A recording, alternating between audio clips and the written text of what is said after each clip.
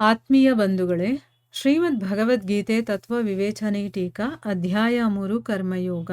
ಇದರಿಂದ ನಾವು 42ನೇ ಶ್ಲೋಕವನ್ನ ತಿಳ್ಕೊಳ್ತಾ ಇದ್ವಿ. ಹೋದ ಭಾಗದಲ್ಲಿ ನಾವು ಕಠೋಪನಿಷತ್ತಿನಲ್ಲಿ ರಥದ ಒಂದು ಎಕ್ಸಾಂಪಲ್ ಕೊಟ್ಟು ಹೇಗೆ ನಾವು ಆತ್ಮ, ಮನಸ್ಸು, ಬುದ್ಧಿ, ಇಂದ್ರಿಯಗಳು ಮತ್ತೆ ಆ ಇಂದ್ರಿಯ ವಿಷಯಗಳು ಇದನ್ನೆಲ್ಲ ಅರ್ಥ ಮಾಡ್ಕೋಬೇಕು.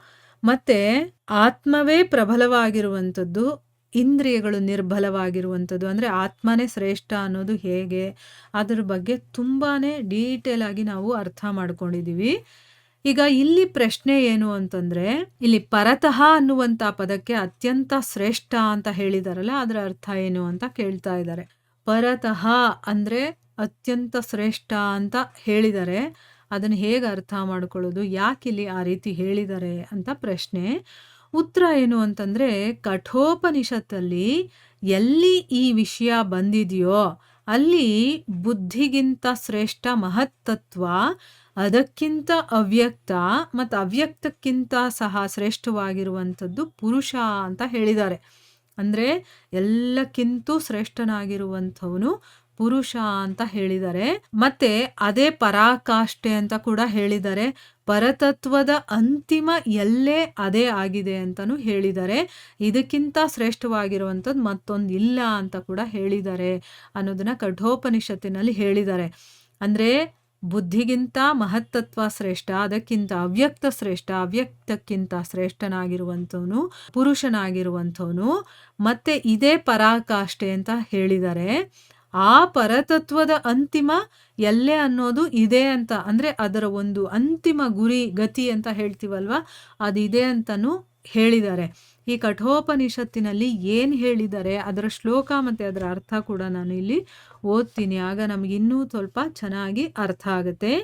ಇಂದ್ರಿಯೇಭ್ಯ ಪರಾಹ್ಯರ್ಥ ಅರ್ಧೇಭ್ಯಶ್ಚ ಪರಂ ಮನಃ ಮನಸಸ್ತು ಪರಾ ಬುದ್ಧಿರ್ಬುದ್ಧೇರಾತ್ಮ ಮಹಾನ್ ಪರಃ ಮಹತಃ ಪರಮವ್ಯಕ್ತಮವ್ಯಕ್ತಾತ್ ಪುರುಷ ಪರಃ ಪುರುಷಾನ್ನ ಪರಂ ಕಿಂಚಿತ್ ಸಾ ಕಾಷ್ಠಾ ಸಾ ಪರಾಗತಿ. ಇದು ಆ ಶ್ಲೋಕ. ಇದರ ಅರ್ಥ ಏನಪ್ಪಾ ಅಂತಂದ್ರೆ, ಇಂದ್ರಿಯಗಳಿಗಿಂತ ಅವುಗಳ ಅರ್ಥಗಳು ಶ್ರೇಷ್ಠವಾಗಿದೆ. ಇಂದ್ರಿಯಗಳು ಯಾವುದು ಅಂತ ನಮಗೆ ಗೊತ್ತಿದೆ, ಮೂಗು, ಕಣ್ಣು, ನಾಲಿಗೆ, ಕಿವಿ ಮತ್ತೆ ಚರ್ಮ ಅಲ್ವಾ. ಅದರ ಅರ್ಥಗಳು ಯಾವುದು ಅಂತಂದ್ರೆ ಶಬ್ದ, ಸ್ಪರ್ಶ, ರೂಪ, ರಸ ಮತ್ತೆ ಗಂಧ, ಇವನ್ನ ತನ್ಮಾತ್ರಗಳು ಅಂತ ಹೇಳ್ತಾರೆ. ಇವು ಶ್ರೇಷ್ಠವಾಗಿದೆ. ಶ್ರೇಷ್ಠ ಅಂತಂದ್ರೇನು, ಶ್ರೇಷ್ಠನೂ ಸೂಕ್ಷ್ಮವಾಗೂ ಇದೆ ಮತ್ತೆ ಬಲವಾಗೂ ಕೂಡ ಇದೆ, ಅಂದ್ರೆ ಅದು ತುಂಬಾ ಶಕ್ತಿಶಾಲಿಗಳು ಅಂತ. ಇಂದ್ರಿಯಗಳು ನೋಡಿದ ತಕ್ಷಣ ನಮಗೇನೂ ಆಗಲ್ಲ, ಆದರೆ ಅದರಿಂದ ಸಿಗುವಂತ ಒಂದು ರಸದ ಅನುಭವ ಆಗುತ್ತಲ್ಲ, ಅದರಿಂದ ನಮಗೆ ಆ ಮೂಲಕ ಆ ಒಂದು ಅನುಭವ ಪಡ್ತೀವಲ್ವಾ, ಅದು ಶ್ರೇಷ್ಠ, ಅದು ಸೂಕ್ಷ್ಮವಾಗಿರುವಂಥದ್ದು ಮತ್ತೆ ಅದು ತುಂಬ ಶಕ್ತಿಯುತವಾಗಿರುವಂಥದ್ದು. ಅಂಥ ಅರ್ಥಗಳಿಗಿಂತ ಈ ಶಬ್ದ, ಸ್ಪರ್ಶ, ರೂಪ, ರಸ ಅಂತಿದೆಯಲ್ಲ, ಅದನ್ನ ಅರ್ಥ ಅಂತ ಕರೀತಾರೆ.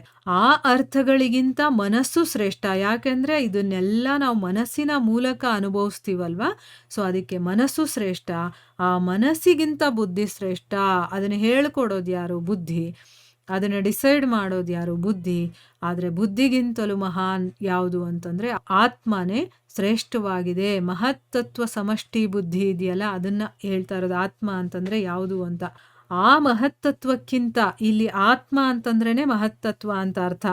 ಆ ಮಹತ್ತತ್ವಕ್ಕಿಂತ ಅವ್ಯಕ್ತ ಅಂದ್ರೆ ಯಾವುದು? ನಮಗೆ ಕಾಣಿಸ್ತಾ ಇರುವಂಥದ್ದು ಮೂಲ ಪ್ರಕೃತಿ ಅಂತ ಒಂದಿರುತ್ತಲ್ಲ, ಅದನ್ನ ಅವ್ಯಕ್ತ ಅಂತ ಹೇಳ್ತಾರೆ. ಅದು ಶ್ರೇಷ್ಠ. ಆ ಅವ್ಯಕ್ತಕ್ಕಿಂತ ಪುರುಷ ಶ್ರೇಷ್ಠವಾಗಿದ್ದಾನೆ. ಇಲ್ಲಿ ಪುರುಷ ಅಂತಂದಿದ ತಕ್ಷಣ ನಾವು ಗಂಡಸರು ಅಂತ ಅನ್ಕೊಂಡ್ಬಿಡ್ತೀವಿ, ಅದಲ್ಲ.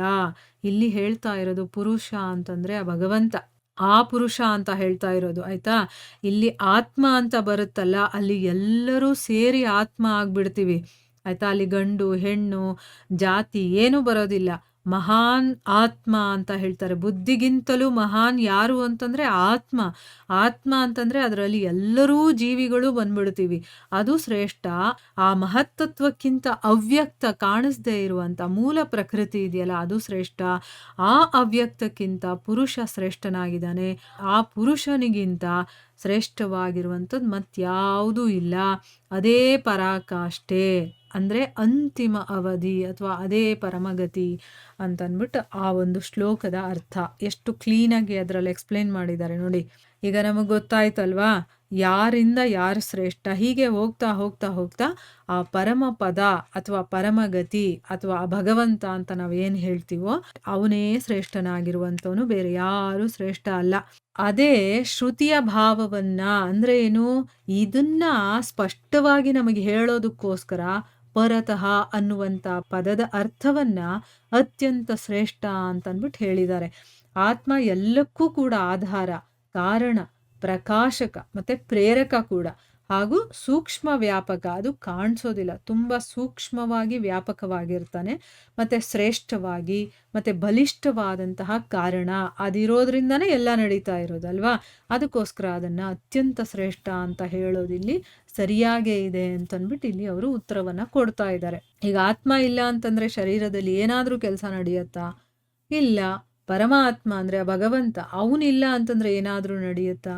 ಇಲ್ಲ. ಸೊ ಅದಕ್ಕೆ ಆತ್ಮನೇ ಎಲ್ಲಕ್ಕೂ ಆಧಾರವಾಗಿರುವಂಥದ್ದು, ಕಾರಣವೂ ಅದೇ ಆಗಿದೆ, ಪ್ರಕಾಶಕವೂ ಅದೇ ಆಗಿದೆ, ಪ್ರೇರಕವೂ ಅದೇ ಆಗಿದೆ, ಸೂಕ್ಷ್ಮವೂ ಅದೇ, ವ್ಯಾಪಕವಾಗಿರುವಂಥದ್ದು ಅದೇ, ಶ್ರೇಷ್ಠವಾಗಿರುವಂಥದ್ದು ಅದೇ, ಬಲಿಷ್ಠವಾಗಿರುವಂಥದ್ದು ಅದೇ. ಆ ಕಾರಣದಿಂದಾನೇ ಅದನ್ನ ಅತ್ಯಂತ ಶ್ರೇಷ್ಠ ಅಂತ ಹೇಳೋದಿಲ್ಲಿ ಸರಿಯಾಗೇ ಇದೆ ಅಂತಂದ್ಬಿಟ್ಟು ಇವರು ಉತ್ತರ ಕೊಡ್ತಾ ಇದ್ದಾರೆ. ಇಲ್ಲಿಗೆ ನಾವು ನಿಲ್ಲಿಸೋಣ. ಹರೇ ಕೃಷ್ಣ.